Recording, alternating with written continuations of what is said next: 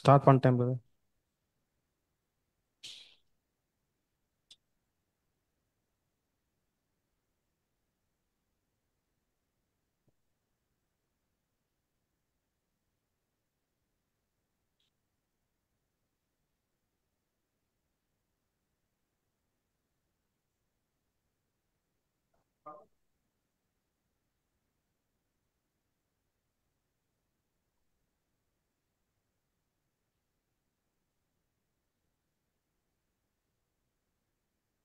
கிறிஸ்துவுக்குள் மிகவும் அன்பாய் அழைக்கப்பட்ட அன்புக்குரிய சகோதர சகோதரிகளே, பிதாவாகிய தேவன் தாமே நம்முடைய ஆயுசு நாட்களில் அவனை கூட்டிக் கொடுத்து இந்த நாளையும் நாம் காண்படியாக செய்திருக்கிறார். அவருக்கு அவருடைய குமாரன் மூலமாக நாம் துதியும் கனத்தையும் ஸ்தோத்திரத்தையும் மகிமையும் எடுத்துக் கொள்ளலாம். இந்த நாளிலுமே கூட இணையதள வாயிலாக சகோதர சகோதரிகள் வேற ஆராய்ச்சி வகுப்புக்காக நாம் கலந்து கொள்வதற்கு தேவன் கிருபை பாராட்டியிருக்காங்க. ஸோ இன்றைய நாளுக்குள்ளான அந்த நிறைய ஆராய்ச்சி வகுப்புகளாக நம்ம கலந்து செல்வதற்கு முன்பாக நாம் ஒரு ஜெபத்துடனே ஆரம்பிக்கலாம். நம்ம மத்தியிலே கூட இந்த துவக்க ஜெபத்தை எடுக்கும்படியாக நம்முடைய அன்பு சகோதரர் ஜோஷுவா அவர்களை அன்புடன் கேட்கிறோம்.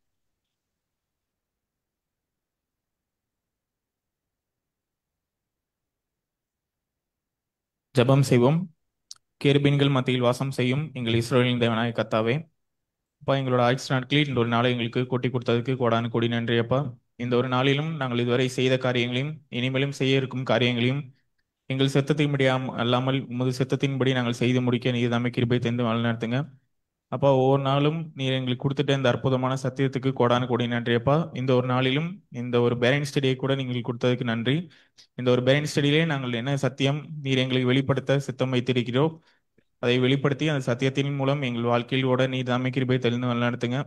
எங்களுக்கு ஒவ்வொரு நாளும் தேவையான உம்முடைய பசுத்தாவின் வல்லமை அளவில்லாமல் தந்து வழிநடத்துங்கப்பா.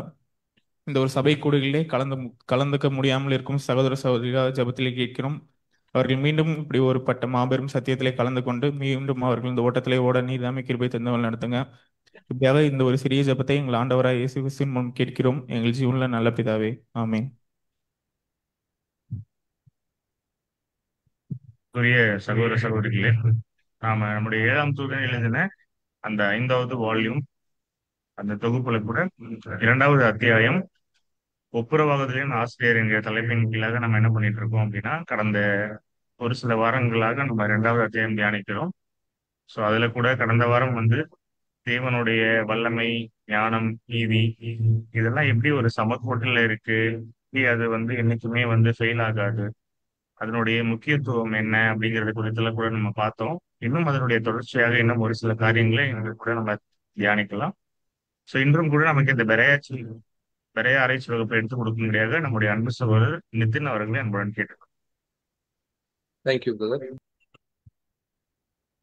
ஜீவனுள்ள தேவனுடைய குமாரரும் நம்முடைய அருமை நேசரும் இருக்கின்ற நம்முடைய ஆண்டவராக இயேசு கிறிஸ்து நண்பி நாமத்தினாலே தேவனுடைய சமூகத்தில் கூடி சேர்க்கப்பட்டதான அன்பான சகோதர சகோதரிகளே, உங்கள் யாவருக்கும் கிறிஸ்து இயேசுவுக்குள்ளான அன்பின் வாழ்த்துக்களை முதலாவது இந்த ஒரு மாலை பொழுதிலே தெரிவித்துக் கொண்டு, நம்முடைய அன்பு சகோதரர் அவர்கள் அறிவித்த வண்ணமாக நம்ம தொடர்ச்சியாக ஒவ்வொரு வாரந்தோறும் வால்யூம் 5 இருக்கக்கூடிய சாப்டர்ஸை பார்த்துட்டு இருக்கோம். அதுல சாப்டர் 2 நம்ம பார்த்துட்டு இருக்கோம் இல்லைங்களா? ஒப்புரவாக்குதலுடைய ஆசிரியர் அப்படின்னு சொல்லி, பிதாவாகிய தேவன் தான் இந்த ஒப்புரவாக்குதலுடைய திட்டத்துடைய அவர் ஆசிரியர் அப்படிங்கிறத அநேக விஷயங்கள் மூலமாக சகோதரர் என்ன பண்றாருன்னா எழுதிட்டே வர்றார்.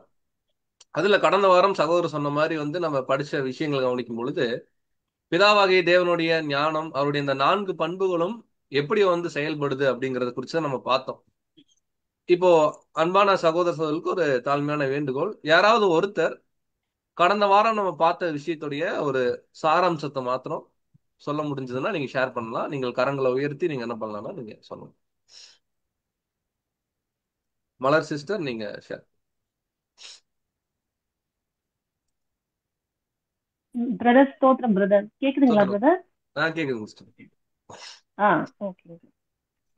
லாஸ்ட் வீக் கிளாஸ்ல நம்ம என்ன பார்த்தோம்னா, நம்ம பிதாவுக்கும் குமாரனுக்கும் உள்ள ரிலேஷன்ஷிப் தெளிவா நம்ம புரிஞ்சுக்கணும். இல்லைன்னா நம்ம தேவனோட ஞானத்திலையும் அவரோட சத்தியத்திலையும் வளர்ச்சி அடையவே முடியாது. இதுக்கு எக்ஸாம்பிளா நம்ம யோனாவோட ஸ்டோரியும் கெட்ட குமாரனோட இன்சிடென்ட்ஸும் பார்த்தோம். அடுத்தது தேவனோட குணலட்சணங்களான நீதி, ஞானம், வல்லமை மற்றும் அன்பு வந்து ஒரே சமன்பாட்டில் இருக்கும். எல்லாமே வந்து ஈக்குவலா செயல்படுதுன்னு பார்த்தோம். தேவன் வந்து நீதியில பரிபூர்ணம் உள்ளவரா இருக்கிறார். இவர் வந்து அவர் போட்ட ரூல்ஸ வந்து அவராலே வந்து பிரேக் பண்ண முடியாது. இதுக்கு எக்ஸாம்பிளா வந்து மோசஸ், தாவீத், பக்ஷபா, சோதம் குமாரன், ஜலப்பிரளயம் கூட எக்ஸாம்பிளா பார்த்தோம். அடுத்தது தேவன் ஞானத்துல பரிபூர்ணம் உள்ளவரா இருக்கிறார். அவருடைய அனந்த ஞானத்தினால அவர் வந்து பாஸ்ட், பிரசன்ட், ஃபியூச்சர் எல்லாமே வந்து அவருக்கு தெரியும். அவர் திட்டத்துல தோல்விக்கு அடைய வாய்ப்பே கிடையாது. இதுக்கு எக்ஸாம்பிளா பார்த்தது வந்து ஆபிரகாமோட தேவன் வந்து ஆபிரகாம் கிட்ட கொடுத்த அந்த ப்ராமிஸ், அப்புறம் சபையோட செலெக்ஷன், அப்புறம் 1000 இயர்ஸ் கிங்டம் பார்த்தோம். அடுத்தது வந்து தேவன் அன்பில் வந்து பரிபூர்ணமா உள்ளவரா இருக்கிறார். அது தேவனோட அகப்பை அன்பு. தேவன் வந்து தம்முடைய ஒரே பேரான அவருடைய நேச குமாரனை வந்து பாவிகளாகிய மனுக்குலத்துக்கு வந்து பலி கொடுக்கிறாரு. அடுத்தது வந்து வல்லமையில் பரிபூர்ணம் உள்ளவரா இருக்கிறார். தேவன் அவரோட திட்டத்துல ஞானமாய் ஒழுங்கில் செய்து முடிக்கக்கூடிய ஆற்றல் உடையவரா இருக்கிறார். எக்ஸாம்பிள் தேவனோட கிரியேஷன், அப்புறம் கிரைஸ்டோட அந்த உயிர் எழுப்புதல், அவரை மகிமைப்படுத்துதல் பார்த்தோம். ஸோ தேவனுடைய திட்டத்துல எல்லாத்துக்கும் வந்து டைம் இருக்கு. நம்ம தேவ திட்டத்தையும் வந்து தேவ வசனத்தை கொண்டும் நம்ம செவன்த் ஏஞ்சலுடைய அறிவுரைகளை கொண்டும் நம்ம வந்து ப்ரெடிக்ட் பண்ண முடியும் அப்படின்னு பார்த்து முடிச்சோம் brother. Thank you sister, thank you. ரொம்ப அருமையா அங்க சகோதரர் சொன்ன மேற்கொள்ன அநேக விஷயங்களை நீங்க ஷேர் பண்ணீங்க. ஒரு சில உதாரணம் கூட கடந்த வாரம் நம்ம பார்த்துருந்தோம். ஸோ அவருடைய நீதி குறித்து பார்க்கும் பொழுது நம்ம அடிக்கடி பாடங்கள்லையும் சகோதரர் சொல்றதுதான், அவர் ஒரு சட்டம் போட்டார் அப்படின்னா அந்த ஒரு சட்டத்திற்கு அவரே கீழ்ப்படியக்கூடியவரா இருக்கிறார் அப்படிங்கறத பார்த்தோம். அவருடைய ஞானம் எப்படி வந்து இந்த மீட்பின் பணியை கொண்டு வருது, அவருடைய வல்லமை, இந்த மாதிரி அவருடைய குண லட்சணங்கள் எவ்வாறாக இருக்குது அப்படிங்கறத நம்ம கடந்த வாரம் நம்ம பார்த்துருந்தோம். ஸோ இந்த வாரம் அதை தொடர்ந்து நம்ம பார்க்கக்கூடிய விஷயங்கள் என்ன அப்படின்னு பார்க்கும் பொழுது, பிதாவாகிய தேவன் தான் ஒப்புருவாக்குதலுடைய ஆசிரியர் அப்படிங்கிறது நமக்கு நல்லா தெரியும். அப்படி பிதாவாகிய தேவன் ஆசிரியர் அப்படின்னா அவர் போட்ட இந்த மாபெரும் ஒரு திட்டத்தை அவர் சொன்னபடியே நம்முடைய ஆண்டவராக இயேசு கிறிஸ்து எவ்வாறு வந்து நிறைவேற்றினார் அப்படிங்கிறது தான் இன்னைக்கு வந்து ஒரு சில விளக்கங்கள் பின்னாடி பிரதர் எழுதுறாங்க. அதுக்கு அநேக வசனங்களையும் சகோதரர் என்ன பண்றாங்கன்னா மேற்கோள் காட்டுறாங்க அந்த பேராகிராஃப்க்கு அப்புறம். அதுக்கப்புறம் என்ன ஒரு காரியம் போகுது அப்படின்னு பார்க்கும்பொழுது, வெளிப்படுத்தல் விசேஷத்துல இருக்கக்கூடிய 5ஆம் அதிகாரத்துல அங்க அடிக்கப்பட வண்ணமாக ஒரு ஆட்டுக்குட்டி இருக்கிறத பாக்குறோம். எப்படி நம்முடைய இரட்சகராக இயேசு கிறிஸ்து இந்த மீட்பின் பணியில ஆசிரியரா இருக்கக்கூடிய பிதாவாகி தேவன் போட்ட திட்டத்தை எவ்வாறு அவருடைய திட்டத்தை அவருக்கு ஏற்றபடி நிறைவேற்றினார் அப்படிங்கறது தொடர்ந்து என்ன பண்றாங்கன்னா பிரதர் எழுதுறாங்க. சோ இந்த வாரம் நம்ம தியானிக்க இருக்கிற பகுதி என்ன அப்படின்னு பார்க்கும் பொழுது, தமிழ் புக்ல வந்து 26வது பேஜ். அதுல வந்து நம்முடைய கர்த்தராகி இயேசு கிறிஸ்துவினாலே கொண்டு வரப்பட்ட மீட்புக்கு அப்படின்னு சொல்லி ஆரம்பமாகுது. பிடிஎஃப்ல பாத்தீங்கன்னா 47 இருக்கும், பட் மேல டாப்ல வந்து 26th பேஜ்ல இருக்கு. ஸோ இந்த பேராகிராஃப்ல இருந்து நம்ம வாசிச்சுட்டு என்னென்ன காரியங்கள் வந்து பிரதர் நமக்கு கற்றுக் கொடுக்கிறார் அப்படிங்கிறதுக்கும் போகலாம். வாசிக்கிறவங்க உங்க கரங்களை உயர்த்தி நீங்க வாசி. நம்ம சொன்ன பேராகிராஃப் கரெக்டா? ஓகே எலிசபெத் சிஸ்டர், நம்ம அங்கிருந்தா வாசிக்கணுமான்றதை நீங்க கன்ஃபார்ம் பண்ணிருங்க. அதுக்கப்புறம் நீங்க அப்படி தொடர்ந்து வாசி, அன்மியூட் பண்ணிட்டு வாசி.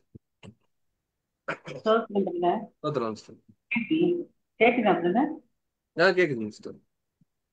நம்முடைய கர்த்தராகிய இயேசு கிறிஸ்துவினால் கொண்டு வரப்பட்ட மீட்புக்கு மாபெரும் யெகோவா தேவன் தானே ஆதி காரணமாய் இருக்கிறார் என்பது ஆவிக்குரிய கண்ணோட்டமாகும். இதனால் யெகோவா தேவனை மிக நன்றாக புரிந்து கொள்கிறோம். அவருடைய நேசத்தை அறிந்து கொள்வதால் அவரை அன்பாக நேசிப்பதோடு அவரை ஆராதிக்கிறோம். பிதாவாகிய தேவனுக்கு நாம் இத்தகைய கனத்தையும் மரியாதையையும் கொடுப்பதினால் நம்முடைய கர்த்தரும் மீட்பரும் ஆகிய இயேசு கிறிஸ்துவுக்கு கொடுக்கும் கனத்தையும் மரியாதையையும் விட்டு வழிவிலகி போவதில்லை. பரலோகத்திலிருந்து வந்த குமாரனில் மகிமையுள்ள பிதாவின் சாயலை கண்டு அவரை உடன்படிக்கையின் தூதனாகவும் மனுக்குலம் முழுவதையும் பிதாவாகிய தேவனின் ஆசீர்வாதத்தால் நிரப்புவர் என்றும் அடையாளம் தெரிந்து கொள்கிறோம். இவரை அல்லாமல் எந்த ஒரு ஆசீர்வாதமும் பூச்சக்கரத்து குடிகளுக்கு கிடைக்காது.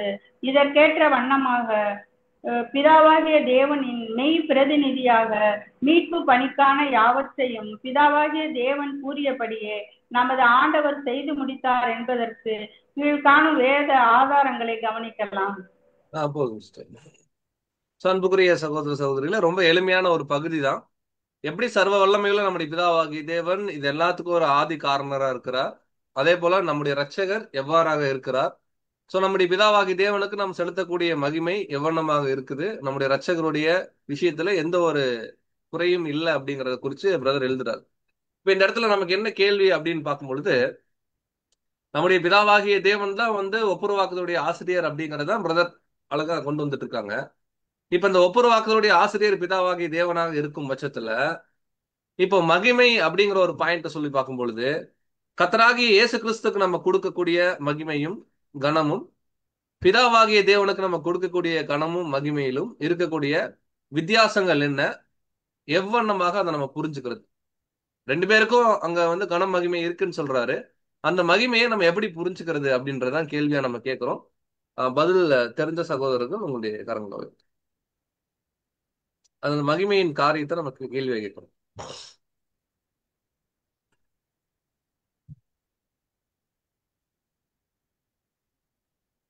பதில் அந்த பேராகிராஃப்ல இல்ல, நம்ம தான் யோசிச்சு சொல்லணும்.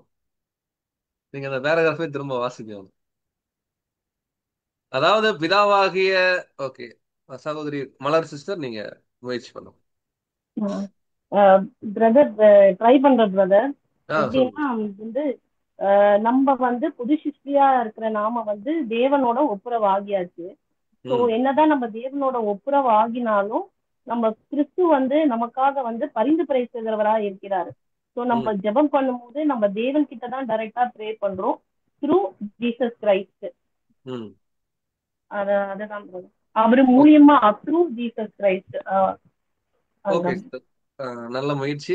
சகோதரி என்ன சொல்றாங்க அப்படின்னு பார்க்கும்பொழுது, கர்த்தராகிய இயேசு கிறிஸ்துக்கு கொடுக்கக்கூடிய கணம் அப்படின்னு பார்க்கும்பொழுது நம்ம எதை நம்ம செஞ்சாலுமே அது அவர் மூலமாக தான் தேவன்கிட்ட போகுது அப்படின்னு. இப்ப நம்முடைய கேள்வி இன்னும் கொஞ்சம் புரியவனமா அடுத்த லெவல் நம்ம சொல்றோம். நம்முடைய ரட்சகருக்கு சகோதரர் அந்த இடத்துல சில வார்த்தைகள் பயன்படுத்துறார். அவர் ஒரு உடன்படிக்கையின் தூதனாக காணப்படுறாரு. அது மாத்திரமல்ல, ஒட்டுமொத்த மனுக்குலத்தையும் ஒரு ஆசீர்வாதத்துல நிரப்பக்கூடியவராக என்ன பண்றாருன்னா காணப்படுறாருன்னு பார்க்கலாம்.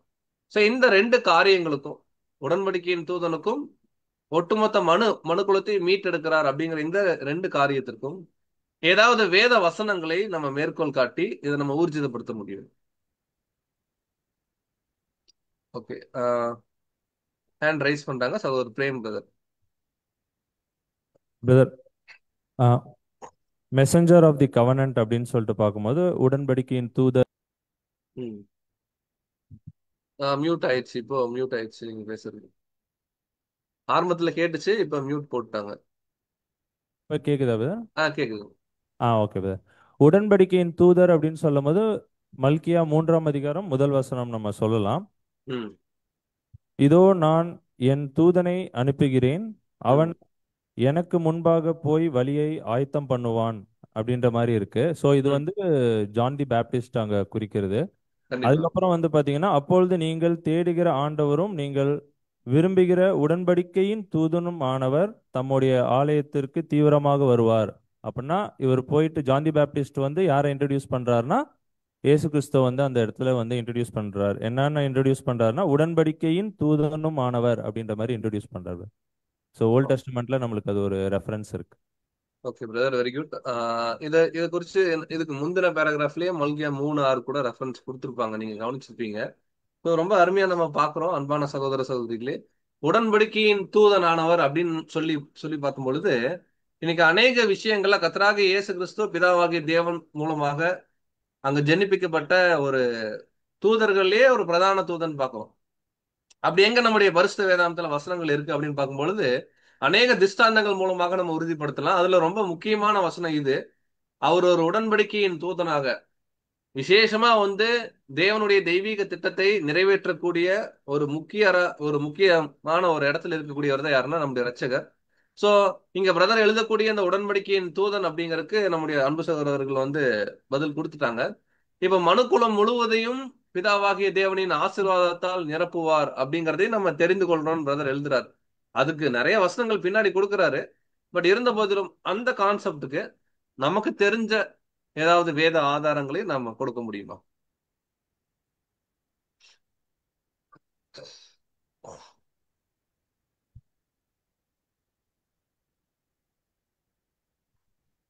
கொஸ்டின் வந்து இன்னொரு வாட்டி கேக்குறாங்க. பிரதர் அந்த பிராக்கெட்ல வந்து பிரதர் 2 பாயிண்ட் கொடுத்திருக்காங்க. ஒண்ணு வந்து உடன்படிக்கையின் தூதனாகவும் அப்படிங்கறதுக்கு நம்ம மல்கியா நம்ம பார்த்துட்டோம். இங்க அடுத்த ஒரு பாயிண்ட் வந்து சொல்றாங்க, மனுக்குலம் முழுவதையும் பிதாவாகிய தேவனின் ஆசீர்வாதத்தால அவர் வந்து என்ன பண்றாருன்னா நிரப்புவார்னு நம்ம பாக்குறோம். சோ கர்த்தராகிய இயேசு கிறிஸ்து தான் வந்து மனுக்குலம் முழுவதையும் ஒரு பிளஸிங்ல கொண்டு வரார் அப்படிங்கிறதுக்கு ஏதேனும் ஸ்கிரிப்சர்ஸ் நமக்கு இருக்கா? நிறைய இருக்கு. அதுல ஏதாவது ஸ்கிரிப்சர்ஸ் நம்ம கொடுக்க முடியுமான்றத நமக்கு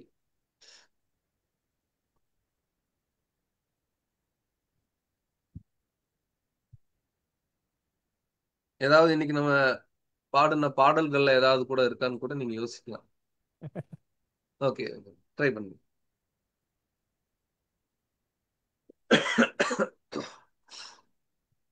ஓகே, சோனியா சிஸ்டர் நீங்க தெரியல, ட்ரை பண்றேன்.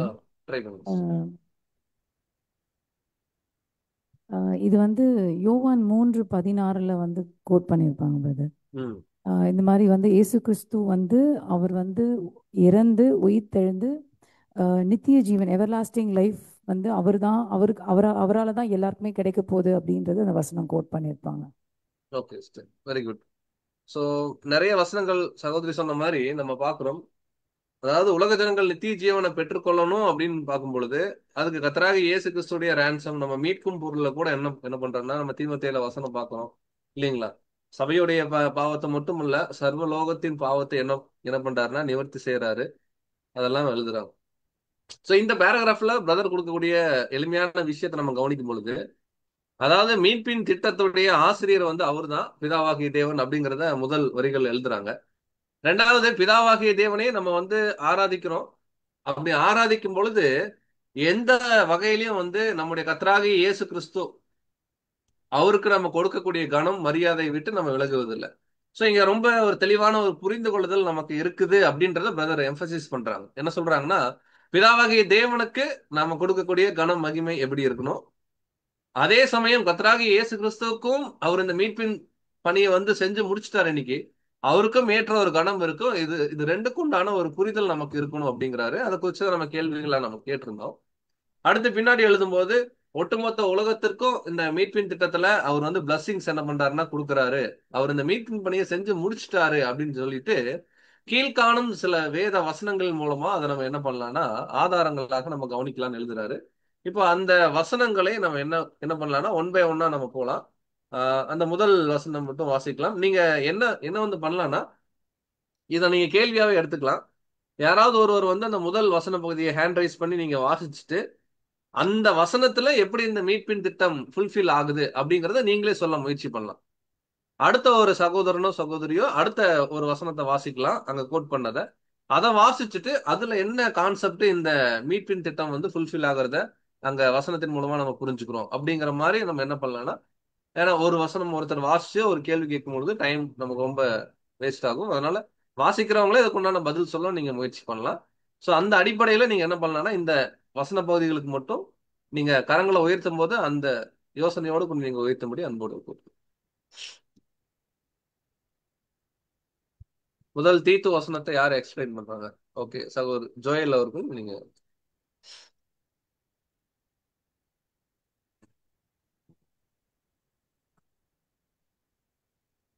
ஜோயல் வேர் பிரதர் நிவ்யா. சிஸ்டர் நீங்க ஷேர் படிச்சு எக்ஸ்பிளைன் பண்ணுமா இல்ல எக்ஸ்பிளைன் பண்ணுமா? நீங்க ஒரு முறை வாசிச்சிடலாம். ஏன்னா எல்லாரும் கையில புக் வச்சிருக்காங்களான்னு தெரியல, அதனால. தீத்து அதிகாரம் 3 வசனங்கள் 4 முதல் 6 வரை. நம்முடைய இரட்சகராகிய தேவனுடைய தயையும் மனுஷர் மேலுள்ள அன்பும் பிரசன்னமான போது மறுஜன்ம முழுக்கினாலும் பரிசுத்த ஆவியினுடைய புதிதாக்குதலினாலும் நம்மை ரட்சித்தார்.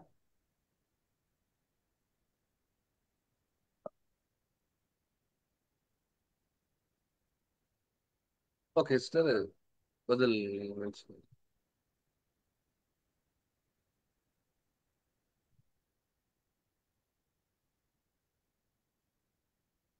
இதுக்கு ரொம்ப டீடைலிங்கா நீங்க இபிசி கமெண்ட்ரி அந்த அளவுக்கு போக வேணாம். ரொம்ப எளிமையா தேவன் போட்ட திட்டத்தை இயேசு கிறிஸ்து நிறைவேற்றுறாங்க எப்படிங்கறதுக்கு வசன ஆதாரம் பிரதர் கொடுக்குறாங்க. ஜஸ்ட் இந்த வசனத்துல என்ன சொல்ல வருது அப்படிங்கறத நம்ம ஒரு முயற்சி நம்ம எடுக்கலாம்.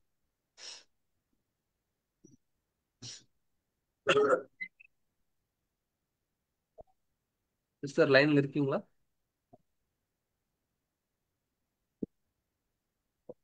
Brother okay. கேட்கலையா? சிஸ்டர் கேக்குது. கேட்கலாம்.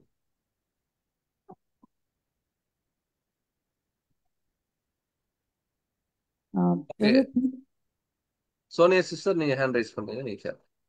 பிரதர் தீத்து அந்த வசனம் என்ன சொல்லுதுன்னா, தேவன் வந்து பூமிக்கு வந்து இரக்கத்தையும், தட் இஸ் கைண்ட்னஸ், அதையும் அன்பையும் வந்து நம்மளுக்கு கொடுத்துருக்காரு. ஆனால் அது வந்து நம்மளுடைய நல் நடக்கையிலாலேயோ இல்லை நம்ம செஞ்ச நல் கிரிகையிலாலேயோ அதை கொடுக்கல. இது முழுக்க முழுக்க தேவனோட கிருபையால நம்மளுக்கு கிடைச்சது அப்படின்றத அவர் கோட் பண்ணியிருக்காரு. ஓகே. இன்னொரு விஷயம் கொஞ்சம் லவுடா பேச முடியுமா எனக்கு? ஒருவேளை மைக் ஆப்ரேட் பண்ற பிரதர் கொஞ்சம் சவுண்ட் கேட்குதா பேச. பிரதர்? சொல்லுங்க சிஸ்டர். இல்லை பிரதர், இதில் என்ன தீத்துல என்ன சொல்லியிருப்பாருன்னா, தேவன் வந்து அவருடைய என்ன சொல்றது கைண்ட்னஸ், தட் இஸ் கைண்ட்னஸும் அன்பின் நிமித்தமாக நம்மளுக்கு ஒரு இரட்சகரை கொடுத்துருக்காரு. அது எதுக்கு கொடுத்தாருன்னா, நம்மளுடைய நல்கிரிகை, நம்ம அதிகமான நல்ல விஷயங்கள் செஞ்சோம் அப்படின்ற ஒரு கான்செப்டுக்கு அதை பேஸ் பண்ணி அவர் கொடுக்கல. நம்ம மேல அவ்வளோ இரக்கம் வச்சிருக்காரு. என்னதான் நம்ம பாவம் செஞ்சோம், அந்த இரக்கத்தின் நிமித்தமாக தான் இந்த நம்மளுக்கு ஒரு ரட்சகர் அவர் கொடுத்துருக்காரு. அது மட்டும் இல்லாமல் நம்மளை எப்படி வந்து தேவன் வந்து நம்மளை காப்பாற்றுவார் அப்படின்னா, நம்மளை வந்து க்ளீன் வாஷ் பண்ணி நம்மளுக்கு ஒரு புது லைஃப்பையும் வந்து த்ரூ ஹோலி ஸ்பிரிட் வழியாக நம்மளுக்கு அதை கொடுக்குறாரு. அதிகமாக இயேசு கிறிஸ்து மூலியமாக நம்மளுக்கு வந்து ஒரு ஹோலி ஸ்பிரிட்டை நம்மளுக்கு அதிகமாக நம்மளுக்குள்ளே வைக்கிறார் பிரதர். Thank you sister. அன்புக்குரிய சகோதர சகோதரிகளே, நம்ம ஏன் வந்து ஒவ்வொரு வசனங்களுக்கும் கேள்விகளா நம்ம போறோம் அப்படின்னு பார்க்கும்பொழுது, நிறைய விஷயங்கள் நம்ம வந்து டிஸ்கஸ் பண்ணுவோம். இது எல்லாமே வந்து தேவனுடைய கிராண்ட் பிளான் தான். அதை வந்து கர்த்தராகிய இயேசு கிறிஸ்து எக்ஸிக்யூட் பண்ணாரு நம்ம பேசும்போது, அதுக்கு சில வேத வசனங்களை குறித்து நம்ம ஒருவேளை நம்ம பொதுவா டிஸ்கஸ் பண்ணும்போது நமக்கு வந்து ஞாபகத்துல டக்குன்னு வராது. இந்த ரேன்சமுடைய இம்பார்ட்டன்ஸ், இந்த ரேன்சம் கொடுக்கறதுக்காக தேவன் போட்ட திட்டம். ஸோ அதுக்காக அந்த வசனங்களுக்குள்ள போகும்பொழுது நமக்கு ஒரு தெளிவான புரிதல் இருக்கும். சகோதரி அருமையா சொன்னாங்க. தீத்து 3ஆம் அதிகாரத்துல இந்த 4 முதல் 6 வசனங்கள் பார்க்கும்போது, நம்முடைய கிரியை நிமித்தம் என்ன பண்ணலன்னா தேவன் நம்ம ரட்சிக்கல. அருமையா அங்க சொல்லப்பட்டது என்னன்னா, முதல்ல தேவனுடைய ஒரு கைண்ட்னஸ், அவருடைய இரக்கம், அவருடைய லவ், அதனால விசேஷமா நமக்கு ஒரு மறுஜன்ம முழுக்கு நமக்கு வந்து தெரியும். இன்னைக்கு நமக்கு வந்து தேவனுடைய ஆவியில ஜனிப்பிக்கப்படுதல் நடக்குது. நாளைக்கு உலக ஜனங்களுக்கு ஒரு தேவனுடைய வல்லமை மாத்திரம் கொடுக்கப்படும் பார்க்கிறோம். இங்க மறுஜன்ம முழுக்கினாலும் பரிசுத்த ஆவியின் புதிதாக்கத்தினாலும் நம்ம என்ன பண்ணாருன்னா ரட்சித்தார். இது வந்து ஒரு பாஸ்ட் டென்ஸ்ல பேசப்படுது. அப்ப ஆல்ரெடி இயேசு கிறிஸ்து இந்த காரியத்தை அவர் என்ன பண்ணிட்டார் அப்படின்னு பார்க்கும்பொழுது நிறைவேற்றிட்டார் அப்படிங்கிறது இந்த வசனத்துடைய ஒரு கருப்பொருளா இருக்கு. அடுத்து 2வது அப்போஸ்தலர் 5ஆம் அதிகாரம் 31ஆம் வசனத்தை குறித்து யாராவது கொஞ்சம் டீட்டெயிலிங் நீங்க கொடுத்தா நல்லா இருக்கும். ஓகே. கரோலின் சிஸ்டர் நீங்க ஷேர் பண்றோம். அதுக்கு அடுத்த வசனம் வேணா ஜான் பிரவீன் பேர் நீங்க ட்ரை பண்ணுங்க.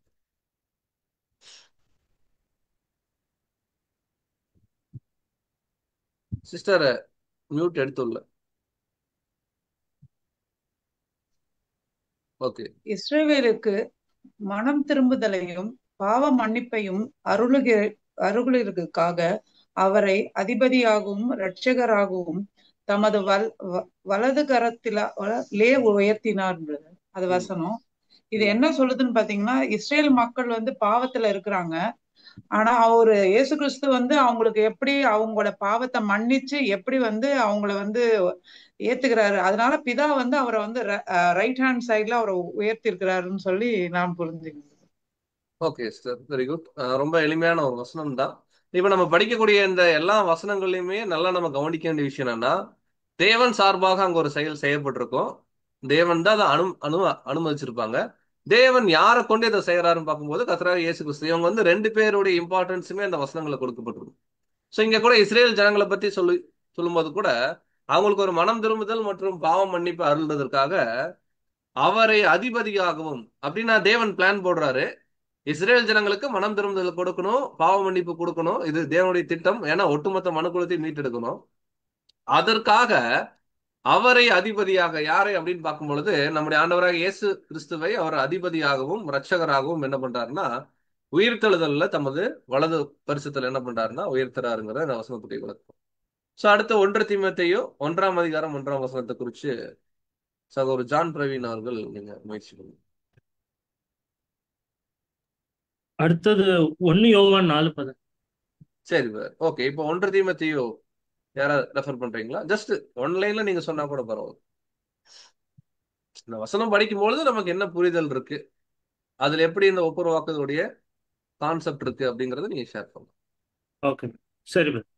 ஓகே. 1 தீமோத்தேயு 1. நம்முடைய இரட்சகராக இருக்கிற தேவனும் நம்முடைய நம்பிக்கையாக இருக்கிற கர்த்தராகிய இயேசு கிறிஸ்துவும் கட்டளையிட்டபடியே இயேசு கிறிஸ்துவின் அப்போஸ்தலனாகிய பவுல் அப்படின்னு ஆரம்பிக்கிறாங்க. ஸோ இது வந்து யார் கட்டளையிட்டிருக்காருன்னா தேவன் கட்டளையிட்டிருக்காரு.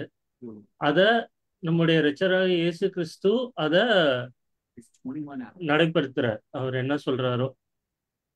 Very good brother, super. அதாவது ரொம்ப எளிமையா இந்த மொத்த கான்செப்டே இந்த வசனம் பேசுது. எப்படி வந்து பேசுது அப்படின்னு பார்க்கும்பொழுது, நம்முடைய ரட்சகரா இருக்கிற தேவன், அல்டிமேட்டா தேவன் தான் நம்முடைய ரட்சகர். ஏன்னா ஒட்டுமொத்த மனு குலத்தையும் அவர் ரட்சிக்கிறாரு. ஏன்னா அவர் தான் ஆத்தர் நம்ம பாக்குறோம். இதை குறிச்சு இந்த சாப்டர்ல பின்னாடி நம்ம படிக்கும் பொழுது நிறைய நமக்கு வந்து சீரியஸான டவுட்ஸ் எல்லாம் கூட வரும். ட்ரினிட்டி சம்பந்தமா நிறைய தேவன் செஞ்சாருன்னு இருக்கும் வசனம். ஆனா எக்ஸ்பிளனேஷன் படிக்கும்போது கிறிஸ்து தான் செய்யறாரு, நம்ம வந்து கிறிஸ்து தான் தேவன் வந்து கிறிஸ்து மூலமா செய்யறாருன்னு புரிஞ்சுக்கணும்னு சொல்லி நிறைய பிரதர் எழுதுவாங்க. அதே போலதான் இங்கேயும் பாக்குறோம். அவர் தான் தேவன் தான் ரட்சகர்.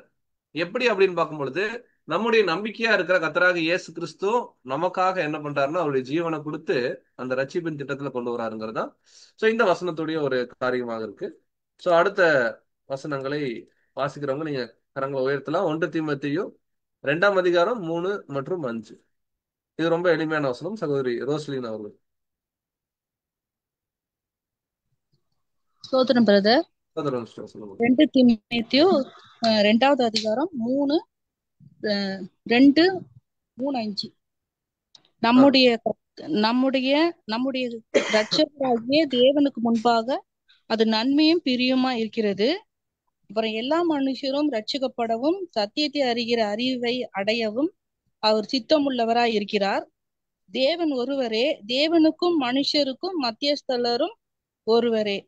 அது என்னன்னா நம்முடைய இரட்சகராகிய தேவனுக்கு முன்பாக அப்படின்னா ஒரு நன்மை உண்டாகணும்னு சொல்லிட்டு பிதாவாகிய தேவன் வந்து உலக ஜனங்கள், எனக்கு தெரிஞ்சது சொல்றேன் பிரதர், உலக ஜனங்களுக்கு அவர் வந்து ஒரு மத்தியஸ்தலரா வச்சிருக்கிறாரு கர்த்தராகிய இயேசு கிறிஸ்துவ.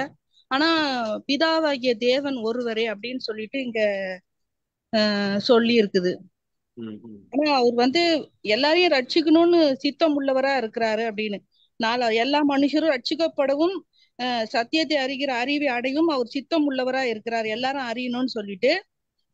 ஆனா இது இந்த மத்தியஸ்தலர் வந்து கொடுத்திருக்கிறாங்க. அவர் வந்து ஒருவரே, அது வந்து உலக ஜனங்களுக்கு தானே பிரதர் மத்தியஸ்தலர் சொல்லிட்டு அப்படின்னு சொல்லிட்டு தான் எனக்கு புரிஞ்சிருக்குது பிரதர்.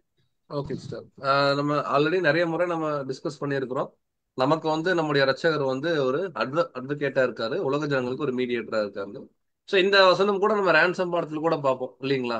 அதாவது ஆத்தர் யாருன்னு இந்த வசனம் கிளியரா சொல்லுதுன்னா பிதாவாகிய தேவன். எல்லா மனுஷரும் சத்தியத்தை அறியணும், அதன்படி ரட்சிக்கப்படணும். ஆனா அதற்கு உலக ஜனங்களுக்கு மத்தியஸ்தரா யாருங்க கொண்டு வந்து நிறுத்துறாங்கன்னா நம்முடைய ஆண்டவரை நிறுத்துறாங்க அப்படிங்கிறது கூட நம்ம பார்ப்போம். இப்ப அதை தொடர்ந்து பிரதர் கொடுக்குற வசனம் எப்படி இருக்குன்னா, இந்த தேவனுடைய கிராண்ட் பிளான கர்த்தராகிய இயேசு கிறிஸ்து நிறைவேற்றினார்.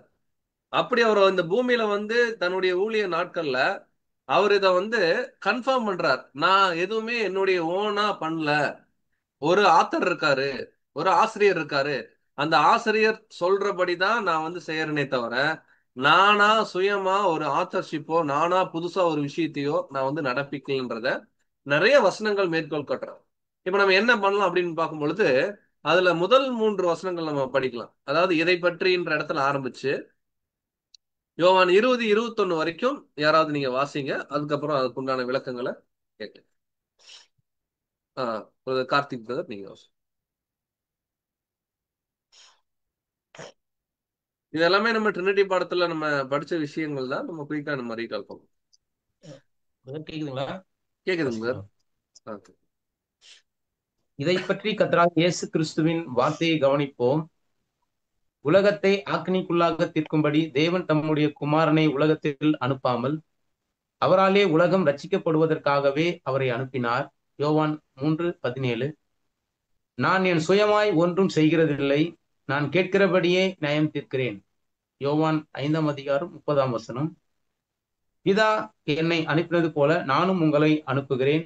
யோவான் 20:21. ஓகே. ஸோ இதற்குண்டான விளக்கங்களை நீங்க ஜஸ்ட் குயிக்கா ஷேர் பண்றீங்களா?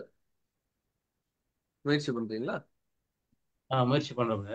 கண்டிப்பா. அதாவது இங்க கர்த்தராகிய இயேசு கிறிஸ்து, அதாவது பிதாவாகிய தேவன் தான் அல்டிமேட்டா அந்த பிளானோட எட் அப்படின்னு சொல்லிடுறார். அது தொடர்ந்து அவர் செய்யற ஒவ்வொரு காரியமும் நான் சுயமா எதுவும் செய்யாம பிதாவுடைய சித்தத்தை தான் செய்ய நான் இங்க வந்திருக்கிறேன் அப்படின்றத அவர் உறுதிப்படுத்துறாரு ஒவ்வொரு வசனத்திலையும். அதாவது உலகத்தை வந்து ஆக்கினைக்குள்ளாக தீர்க்காமல் அதை வந்து ரட்சிப்பதற்காக, அதை மீட்டெடுப்பதற்காக, தேவனோடு கூட ஒப்புரவாக்குவதற்காக அது ஒரு அட்வொகேட்டா நான் இங்க இருக்கிறேன் அப்படின்னு சொல்லிட்டு அதை ஊர்ஜிதப்படுத்துறாரு. அதாவது அவர் செய்யற ஒவ்வொரு செயலும் நான் என்னுடைய சுயமா நான் செய்யாம பிதாவும் கிட்ட இருந்து எனக்கு அனுமதி பெற்று அதுதான் நான் செய்யறேன் அப்படின்றத அவரு சொல்லியிருக்காரு. இதுல ஒரு முக்கியமான கீ பாயிண்ட் நம்ம கவனிக்கணும். இந்த 3ஆம் வசனத்துல என் பிதா என்னை அனுப்பினது போல நானும் உங்களை என்ன பண்றேன்னா அனுப்புறேன்றார். அவருடைய பிள்ளைகளுக்கு சொல்றார்.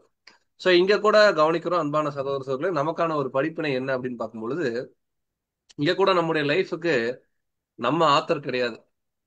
கரெக்டா இல்லைங்களா? நிறைய பேர் வந்து சொல்லுவாங்க என்னுடைய லைஃப் இருக்கிறது ஒரே ஒரு வாழ்க்கை தான், எப்படி வேணா வாழ்ந்துக்கலாம்னு உலகத்துல.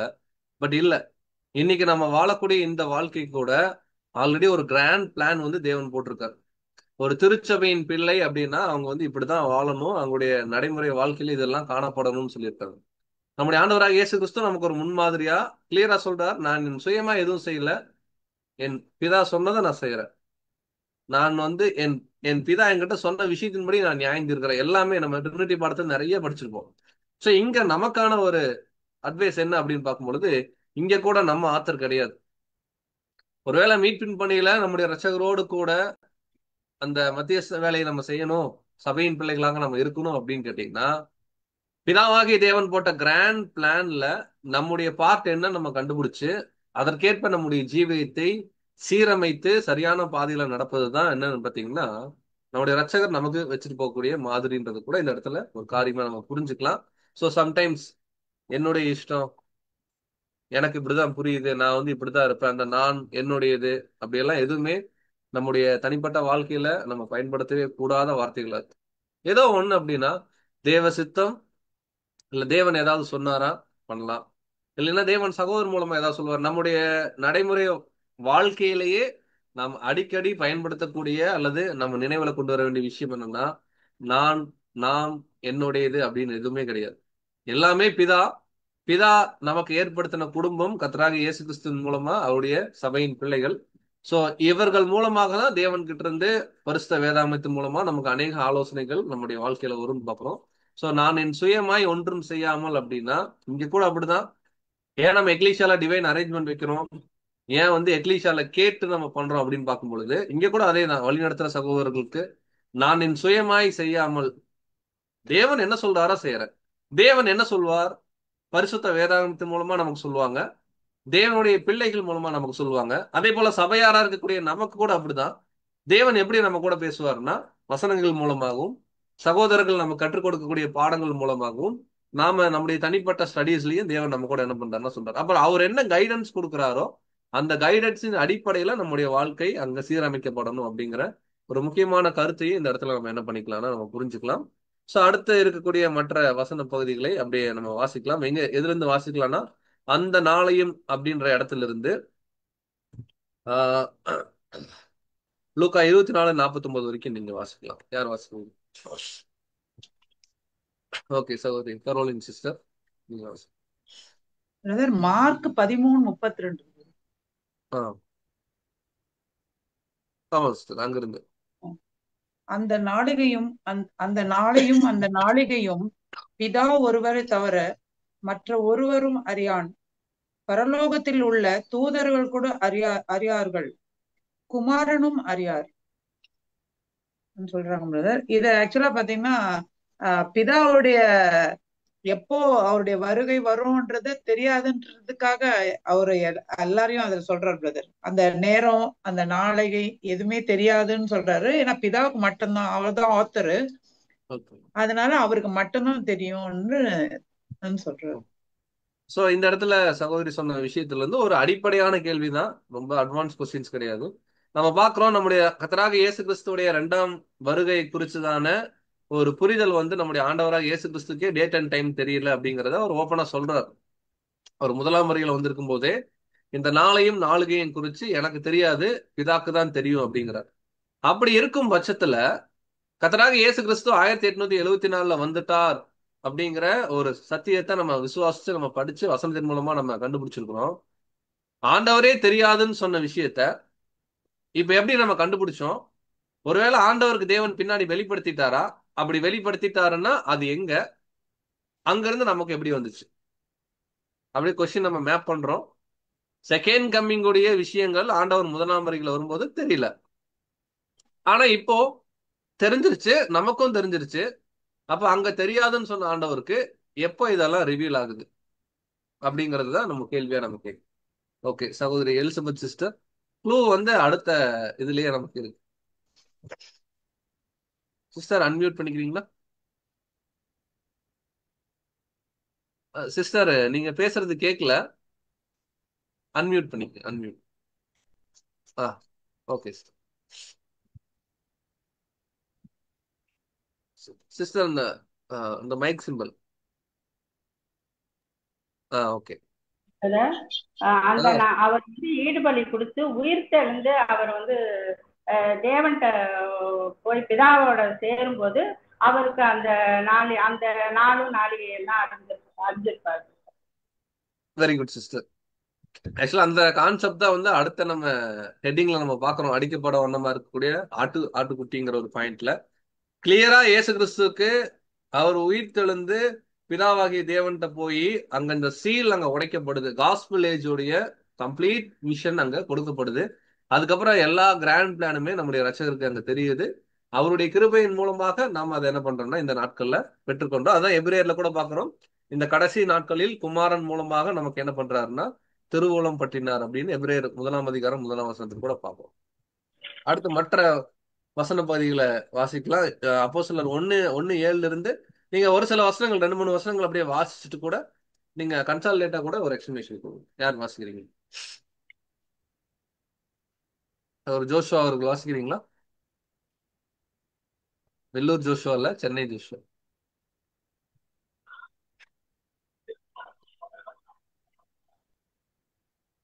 Okay, Roslin sister Joshua brother வாசிச்சுட்டோம், அப்புறம் நீங்க பேச.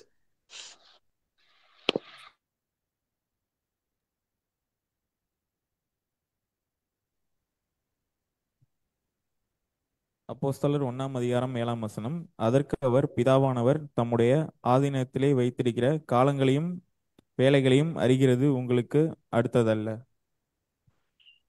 அடுத்த 2-3 வசனங்கள் அப்படியே வாசிச்சுட்டு கன்சால்டேட்டா பேசுங்க.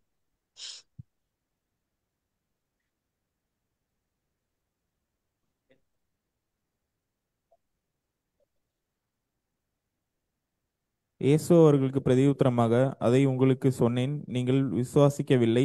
என் பிதாவின் நாம நான் ரிக்வஸ்ட் பண்றது என்னன்னா, அந்த நம்ம வால்யூம்ல வந்து பாத்தீங்கன்னா அப்போஸ்தலர் 1:7, அப்புறம் யோவான் 10:25, லூக்கா 24:49 அப்படி வருது இல்லையா? அத ஒரு சில வசனங்கள் அப்படி வாசி. யோவான் 10ஆம் அதிகாரம் 25ஆம் வசனம். இயேசு அவர்களுக்கு பிரதியுத்தரமாக, அதை உங்களுக்கு சொன்னேன், நீங்கள் விசுவாசிக்கவில்லை. என் பிதாவின் நாமத்திலே நான் செய்கிற கிரிகைகளே என்னை குறித்து சாட்சி கொடுக்கிறது. ஓகே, சோ இதுல உங்களுடைய புரிந்து கொள்ளுதல் ஏதாவது ஷேர் பண்ண முடியுமா ஜோஷுவா பிரதர்?